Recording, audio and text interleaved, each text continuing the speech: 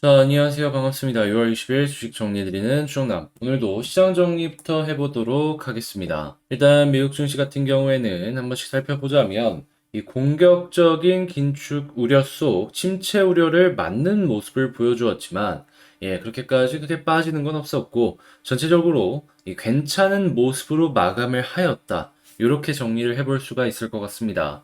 자, 현재 6월달 페드가 0.75포인트 금리 인상을 진행한 상황인데 다음 회의에서도 큰 폭의 금리 인상을 예고하며 경기 침체 우려 또한 상승하는 모습이 보여지고 있습니다. 또한 전 세계 은행들의 긴축이 이어지며 경기 침체 우려를 더욱더 키우고 있는데요. 이번에 파월 의장의 발언을 살펴보자면 2% 목표로 인플레이션을 되돌리는데 매우 집중하고 있다라고 하며 물가 안정을 다시 회복하기 위해 조건 없는 노력을 기울일 것이다라는 강한 의지를 보였습니다. 한마디로 이걸 보면서 이제 생각해 볼 수 있는 것은 경기 침체 원인이 물가이니만큼 다른 부분에서 안 좋은 영향이 나오더라도 물가부터 잡겠다라는 의지를 확인할 수 있었던 게 이번 뉴스가 아닌가 생각이 듭니다. 자, 그런데 이렇게까지 말이 나왔는데도 불구하고 증시가 왜 괜찮았냐? 이전에 다 선반영이 되어 있었으니까 하니까 이제부터는 현재 이제 시장에 반영이 되어 있는 부분이 어떻게 보면은 2.25%까지거든요. 한 2.25에서 2.5%그 이상의 금리 인상의 이야기가 빠르게 나왔을 때 그때 조금씩 조심하시면 될 것 같습니다. 자, 그러면 뉴스 하나씩 보도록 할게요. 자, 아까 말씀드렸죠. 파월 의장 인플레 2%로 되돌리는데 매우 집중하고 있다. 조건 없는 2% 어떻게든 맞춰나가겠다라고 이야기를 하는 거, 요거 이제 꼭 기억을 하시면서 보시면 좋을 것 같고요. 경제 지표가 예상보다 계속해서 못 나오는 모습들이 보여지고 있다 보니까 이러한 경기의 안정을 위해서 파월 의장이 적극적으로 진행을 하는 모습이다라고 생각을 하시면 될 것 같습니다. 하다 보니까 지금 말로 나오는 것들을 살펴보자면 몇몇 연준 이사들 같은 경우에는 빠른 안정을 위해서 다음 FOMC에서도 75bp 인상을 지지한다라고 이야기했는데 여기에는 가장 대표적인 매패로 알려진 이 윌러 이사도 있고요. 자, 비둘기였던 이 미니애폴리스 연은 총재 역시 75bp 인상을 지지한다. 이러한 식으로 이야기를 했습니다. 물론 이 변동성이 워낙 강하고 불확실성이 워낙 강한 얘기다 보니까 지금 캔자스시티 연은 총재 같은 경우에는 이 부분에 대해서 반대를 했는데 지금 서로 의견이 이렇게 갈릴 만큼 시장의 물가는 굉장히 높은 상황이며 요게 경제에 영향을 크게 줄 가능성이 높으니까 말들이 계속 나오고 있다. 이렇게 보시면 되고 한국 역시도 이 비슷한 흐름 때문에 상황이 갈릴 것이다라는 거 감안하시면서 보시면 좋을 것 같습니다. 자, 그런데 여기서 재밌는 건, 자, 달러와 매파 연준 재확인에 강세를 보여주고 있는데, 엔화는 여전히 정책을 기존으로 고수하고 있다. 한마디로, 양적 완화를 계속 진행을 하면서 유동성을 공급을 하겠다라고 지금 일본 쪽에서는 얘기를 하는 거예요. 디플레이션 쪽이 워낙 심했던 나라다 보니까 일단 물가 상승이 국가의 1등 과제이니만큼 이런 모습을 지금 이러한 상황 속에서도 보여주고 있다라는 걸 확인을 할 수가 있는데 솔직하게 일본 입장에서도 이렇게까지 진행이 되어 본 적은 없을 것이거든요. 그냥 전체적으로 이제 어느 정도 쭉 꾸준하게 물가가 올라가고 있는 과정에서 이 양적 완화를 통해 갖고 자국의 통화를 싸게 한 다음에 수출 경쟁력을 만드는 그러한 모습은 보여줬었더라도 이 엄청나게 올라가는 물가 속에서 여기서 반대의 정책을 고수한다? 요거는 이제 우리가 못 봤던 정책이나 마찬가지이기 때문에 어떻게 보면은 이제 우리가 몰랐던 그러한 시그널들이 계속 나올 수 있습니다. 자, 이거 감안하시면서 과연 일본발 뭐가 터질 수 있을지 하나씩 생각하시면서 보시면 좋을 것 같고요. 자, 그 다음으로는 유로존 5월 CPI가 전년비 8.1% 확정했다라고 합니다.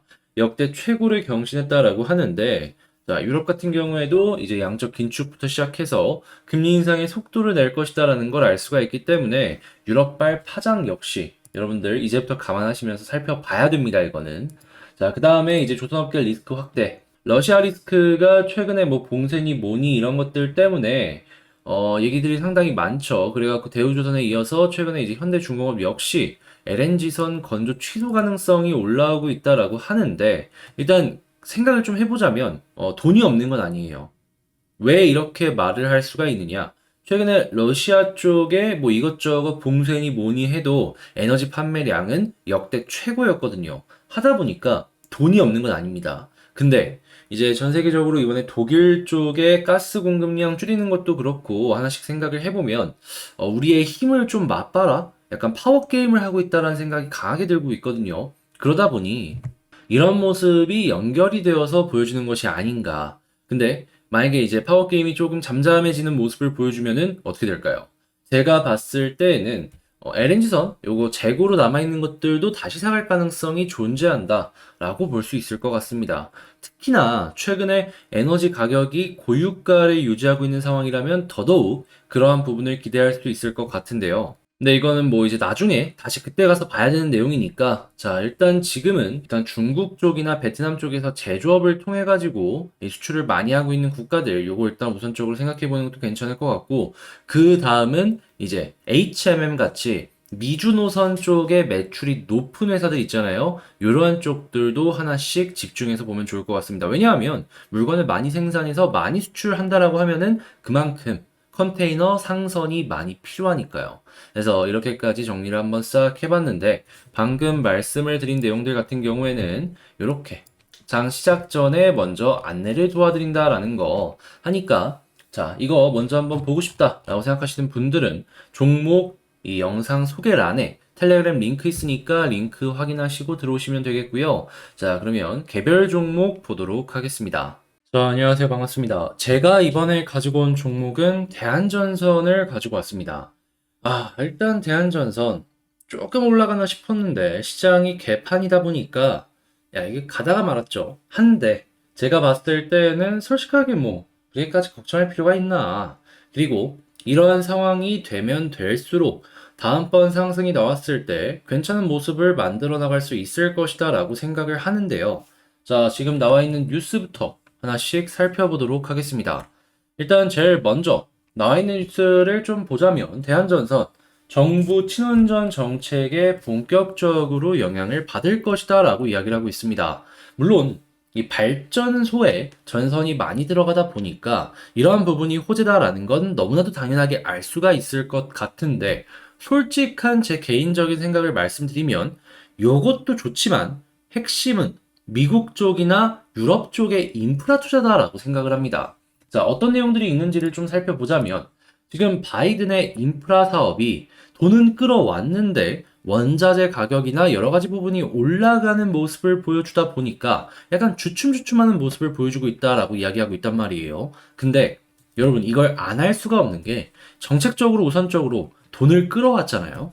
그리고 또 어떤 게 있냐면 현재 경기 침체에 대한 시그널들이 계속해서 나오고 있습니다. 하면 정부는 이를 좀 활발하게 만들기 위해서 SOC 사업이든 뭐든 진행을 할 수밖에 없다라는 겁니다. 손 놓고 있을 수는 없는 거니까요. 그러면 우리는 이 인프라 투자를 꾸준하게 진행이 될 것이다라는 걸 생각해 볼 수가 있는 거예요. 증액이 되든 어떻게 되든지 간에 일단 삽은 풀 가능성이 높겠다. 자, 그리고 삽을 풀게 된다면 여기에 제일 먼저 들어가는 것들이 뭐가 있냐? 토목도 토목이겠지만 전기나 통신이 들어가야 될 거 아니에요. 자, 근데 이 전선 같은 경우에는 자, 통신 쪽도 통신인데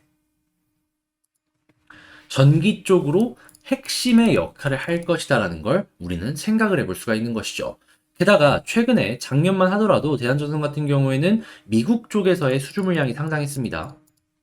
그러면 야 이번 이 레퍼런스를 통해서 꾸준하게 주문이 증가할 수 있겠는데 이것도 감안하면서 봐도 되겠죠. 게다가 거리 가격을 놓고 본다라고 하면은 지금은 조금 빠지긴 했지만 여전히 높은 수준을 유지하고 있는 걸 알 수가 있는 것이고 그리고 미국 인프라 투자 본격적으로 진행을 하고 우크라이나 재건 뭐 이런 것들 본격적으로 진행이 되고 유럽 같은 경우에도 인프라 투자를 진행하기 시작한다면 우리의 사용량은 더욱더 증가를 할 것이고 이런 부분은 구리 가격 상승 그는 전선의 판매 단가 인상, 이 이야기는 영업이익률 상승으로 연결이 될 것이다. 이렇게 볼 수가 있는 겁니다. 자, 그러면 대한전선 같은 경우에는 이러한 모습 자체가 매우 긍정적이다라고 생각해 볼 수 있겠죠. 그러면 이렇게 떨어지더라도 완전히 끝난 건 아니다. 볼 수 있는 거죠. 차트를 한번 보기 전 수급도 한번 보자면 최근에 이렇게 바닥권으로 왔을 때 매수가 연이어서 만들어진 것들이 확인이 되는데요. 외국인과 기관이 꾸준하게 매수를 연결해주는 모습이 보여지게 된다면 이는 역시나 긍정적인 아주 좋은 괜찮은 시그널이다 라고 생각을 하시면 될 것 같고요. 자, 그 다음에 차트를 한번 놓고 본다면 일단은 여러분들이 제일 집중을 해서 우선적으로 봐야 되는 부분이 어떤 게 있냐면 240일 라인과 480일 라인 요 두 가지를 보시고 요 안에서 이렇게 왔다 갔다 하는 모습이 보여지다가 60일과 120일선 사이에서 21선을 돌파하면은 다시금 1차적으로는 240을 첫 번째 저항 라인, 그 다음에 여기 뚫어주게 되면은 매물대를 보는 전략이 중요해진다 라고 말씀드릴 수가 있겠습니다. 근데 만약에 빠지더라도 자, 480일 라인 여기가 지지가 확실하게 보여지게 된다면 굳이 현재 위치에서 뭐 정리를 한다든가 그럴 필요는 없겠죠. 그러면 라인 요것만 보면은 웬만한 전략은 다 세워나갈 수 있을 것이다 라고 말씀드릴 수가 있을 것 같습니다. 자, 그럼 미래 환경이 굉장히 좋은 상황에서 장기 투자가 매우 긍정적이다 라고 말씀드릴 수 있을 것 같고요. 자, 현 부근에서 일단 21선 먼저 보자라고 말씀드리며 저는 여기서 대한전선 마치도록 하겠습니다. 자, 이거 뚫고서 쭉쭉 가길 바라면서 여러분들께 이제 좋은 일주일 되시길 바라고요. 힘든 시장이지만 으쌰으쌰 하면서 헤쳐나가길 바라며 더 좋은 영상으로 다시 찾아뵙도록 하겠습니다. 영상 끝까지 시청해주셔서 감사드리고 이상 주식 정리드리는 주정남이었습니다. 감사합니다.